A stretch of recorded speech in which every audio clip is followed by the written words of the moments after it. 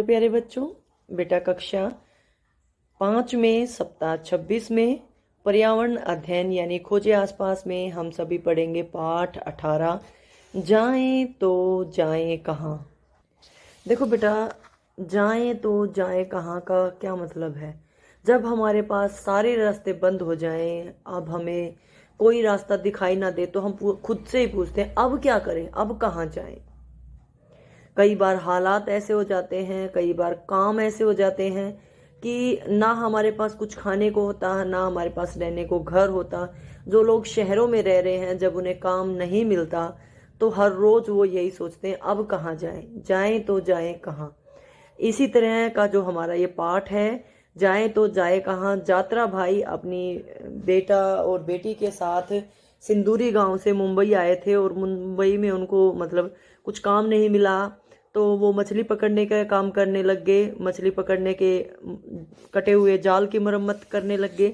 तो इस तरह से उनका मतलब काम धीरे धीरे चल रहा था, लेकिन हर बार यही मन में विचार आता कि कोई कम पैसे दे देता, कोई पैसे नहीं देता, वो अपने बच्चों का पालन पोषण कैसे करें। उनके बेटे का नाम था सीडिया, ठीक है, और बेटी का नाम झिमली। तो बस वो यही सोचते रहते थे कि अब क्या करें। कभी कूड़ा बीनते, कभी कबाड़े वाले के पास काम करते, कभी मछली पकड़ने वाले के पास काम करते। स्कूल तो बच्चों का जाना ना ही के बराबर था, ठीक है। और इन सब के बाद वो सोचते यही कि जाएं तो जाएं कहाँ। जो बच्चे थे वो अपने माँ बाप की उनके कामों में खूब मदद करते थे। इसी के आधार पर हमारा पाठ आधारित है। यहाँ पे मैं केवल वर्कशीट को हल करवाऊंगी, पूरे पाठ को आप अपनी पाठ्य पुस्तक से पढ़ लेना। पाठ 18, ठीक है। आपका सबसे पहले आप लोगों को यहाँ अपना नाम लिखना है या दिनांक लिखना है। तारीख है बेटे आज 20 पहला महीना 2022 हमारा वर्ष चल रहा है, ठीक है। और आगे बढ़ने से पहले आप सभी से वही छोटी सी रिक्वेस्ट है, जो लोग चैनल पे नए हों चैनल को सब्सक्राइब करना बिल्कुल ना भूलें, ताकि सॉल्यूशन वीडियो आप लोगों तक जल्दी जल्दी पहुंचे। चलिए अब बात करते हैं अपने पहले प्रश्न की। पहला प्रश्न क्या है, गांव से लोग शहरों में क्यों आते हैं। गांव से जितने लोग शहर में जाते हैं काम काज के लिए जाते हैं, क्योंकि गांव में उनको काम नहीं मिलता, शहर में फैक्ट्रियां होती हैं और भी कई तरह के काम होते हैं। तो वो सोचते हैं काम करके अपना और अपने परिवार का पेट पाल सकेंगे, ठीक है। काम की तलाश में लोग गांव से शहर आते हैं। इस पेज का सारा काम कर लेते हैं। सामान्यतः कृषि संबंधित कार्य कहाँ किए जाते हैं। कृषि गांव में की जाती है बेटा, शहर में कृषि का कोई मतलब नहीं है, वहां पे तो फैक्ट्रियां होती हैं। मछली पालन एक प्रकार का कृषि कार्य है, बुनना नहीं है, कृषि कार्य है मछली पालन, ठीक है। जैसे लोग खेती करते हैं, खेती में बीज डालते हैं, फिर फसल हो जाती है, फिर काट लेते हैं। ऐसे ही मछली में बीज डालते रहते हैं, मछली को पालते रहते हैं, फिर वो और बच्चे दे देती है और मछली हो जाती है, फिर बड़ी वाली को बेच देते हैं। इस तरह से मछली पालन एक प्रकार का कृषि कार्य है, ठीक है। ठीक है बेटा, दोनों प्रश्नों का उत्तर लिख दिया है मैंने। गांव से लोग शहर में रोजगार की तलाश में आते हैं ताकि अपना और अपने परिवार का पालन पोषण कर सकें।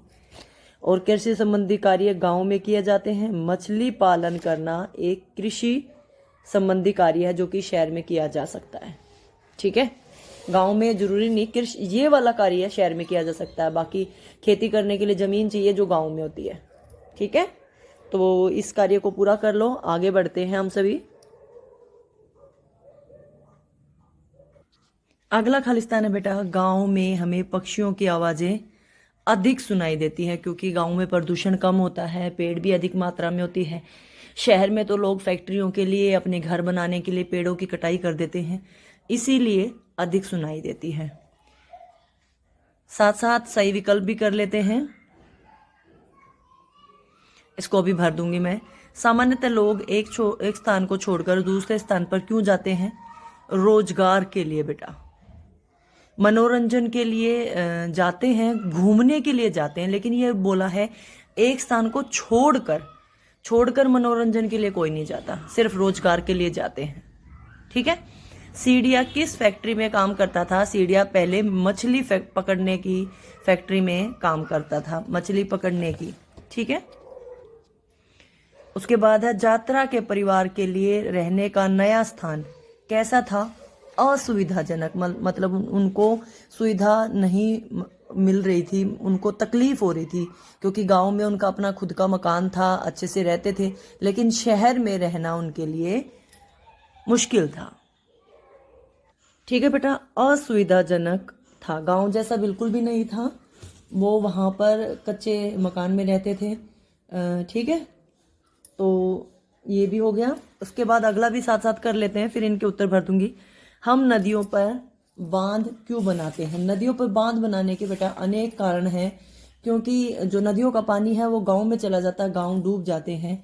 तो इसीलिए लोग मतलब सरकार जो है नदियों पर बांध बनाकर उसके पानी को गांवों तक खेती के लिए पहुंचा देती है। बिजली पैदा करने के लिए भी बांध बनाए जाते हैं। तो अनेक कारण ऐसे होते हैं जिससे नदियों पर बांध बनाए जाते हैं। अब मैं इन सभी के प्रश्नों के उत्तर भर देती हूँ।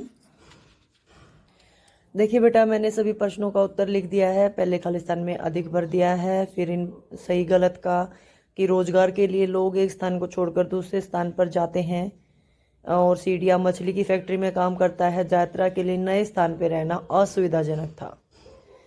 हम नदियों पर बांध क्यों बनाते हैं? हम नदियों का बांध नदी के पानी को रोकने के लिए बनाते हैं। उस पानी को खेती के लिए इस्तेमाल करते हैं, बिजली बनाने के लिए इस्तेमाल करते हैं। ठीक है, तो इस कार्य को आप सभी पूरा कर लो।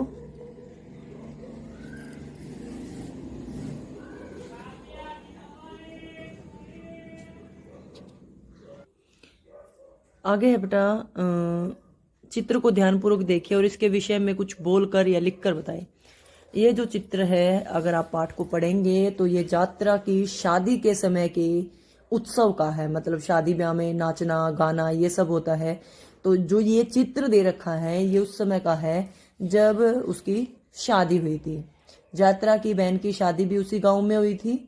ठीक है, तो शादी ब्याह के जो काम होते हैं उनमें नाचना गाना ढोल बजाना ये सब चलता है। ठीक है, तो ये उस समय का चित्र है। सब नाच गा रहे हैं, मजे कर रहे हैं, मस्ती कर रहे हैं। तो ये जरूरी नहीं कि अब हम यात्रा को देखें, लेकिन ऐसा देखिए इसमें कुछ आनंद ले रहे हैं लोग, नाच रहे हैं, ढोल बजा रहे हैं, औरतें बैठी गीत गा रही हैं। तो इस तरह का उत्सव का माहौल है, खुशी का माहौल है। ठीक है, तो ये आप बता वॉइस मैसेज से भी बता सकते हो, लिख के भी बता सकते हो, मैं लिख देती हूँ। ठीक है, देखो बेटा मैंने इसका आंसर लिख दिया है। यह चित्र उत्सव का है जिसमें लोग नाच रहे हैं, गाना गा रहे हैं, ढोल बजा रहे हैं, सब लोग खुश हैं। खुशी का, नाचने गाने का ये दृश्य है, ये चित्र है। तो इसमें आप बता सकते हैं बच्चे भी नाच रहे हैं, ये तो मैंने आपको बता दिया कि क्या हो रहा है। ठीक है, तो यहाँ पे आपका वर्कशीट का कार्य पूरा हो गया है। सभी बच्चे इस कार्य को पूरा कर लेना। ठीक है, आगे बात करेंगे आज हम जीवन कौशल में भूकंप की।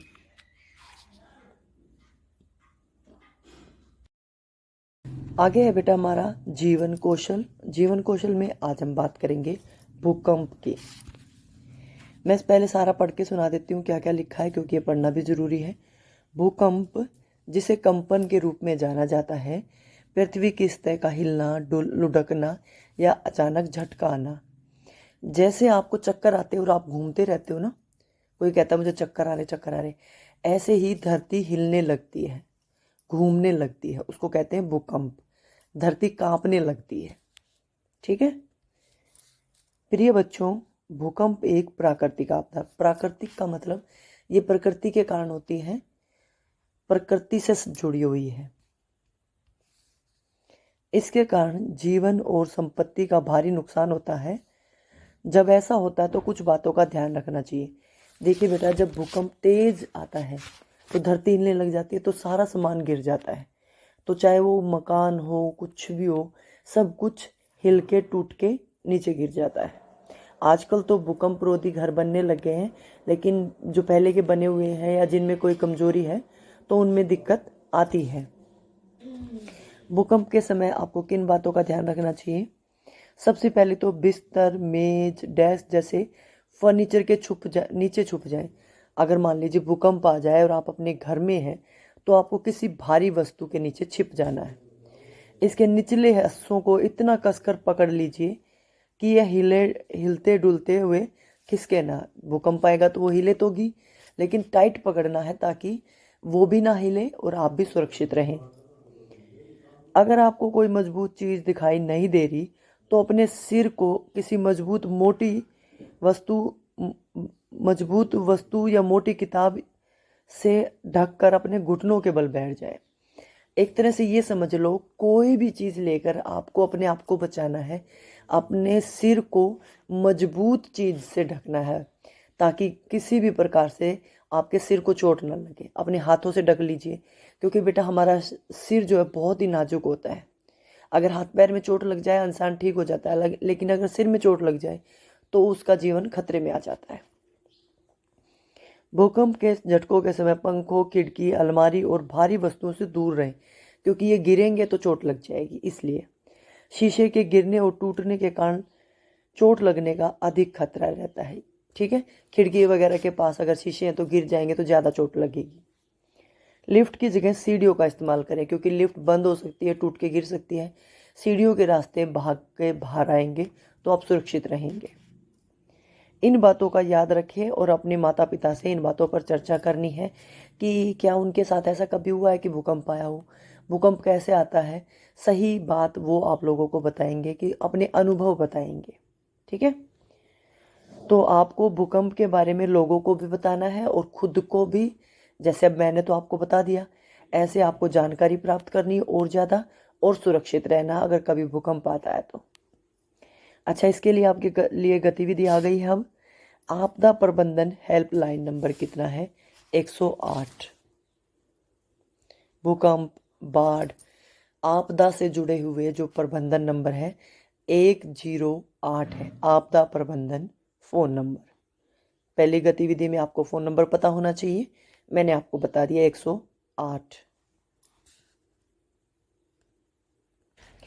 आगे बेटा, निम्न दी गई गतिविधियों का वीडियो बनाकर अपने कक्षा अध्यापक के साथ साझा करना है। मान लीजिए भूकंप आ जाए और अपने आप को आपको बचाना है किसी टेबल या मेज़ के नीचे, या टेबल मेज़ ना हो तो हाथों के से अपने सिर को ढककर, तो उसके लिए आपको एक वीडियो बनानी है कि आप कैसे बचाएंगे। देखिए, ये आदमी है, ये इस मेज़ के नीचे छिप रहा है। ये ऐसे पहले मुड़ेगा फिर मेज़ के नीचे जाएगा। ऐसा तो नहीं कि पहले मेज़ को उठा के उसके नीचे जाएगा, नहीं, मेज़ के नीचे घुटनों के बल जाएगा और इसके पैरों को, टेबल के पैरों को पकड़ के मजबूती से पकड़ कर बैठ जाएगा।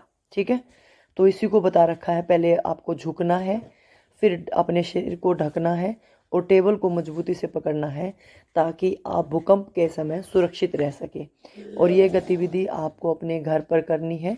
ठीक है, तो इसकी वीडियो बनाकर आपको अपने टीचर को भेजनी है। अगला है, नियमित अंतराल पर आपके विद्यालय में मॉक ड्रिल का अभ्यास किया जाता है। अपने माता पिता और शिक्षकों से इसके उद्देश्य और लाभों के विषय में चर्चा कीजिए। मॉक ड्रिल यानी जैसे अब भूकंप की हम बात कर रहे हैं, तो अगर कभी भूकंप आ जाए तो हम कैसे काम करेंगे, उसकी तैयारी के लिए मॉक ड्रिल अभ्यास किया जाता है। कि मतलब भूकंप आ जाएगा तो एकदम से आपको कैसे काम करना है। ठीक है, तो इसका स्कूलों में इसलिए अभ्यास किया जाता है ताकि कभी ऐसी स्थिति आए और आपको जानकारी हो तो आप खुद को और अपने आसपास के लोगों को इसी स्थिति से बचा सकें। ठीक है, मान लीजिए आप घर पे हैं और आपको भूकंप के बारे में पता ही नहीं, करना क्या है, तो बचाएंगे कैसे। इसीलिए मॉक ड्रिल करवाई जाती है ताकि कभी अगर भूकंप आ जाए, आप घर पे हों या बाहर हों, तो खुद को बचा सकें, आसपास के लोगों को बता सकें कि आपको ऐसे काम करना है और सुरक्षित रह सकें।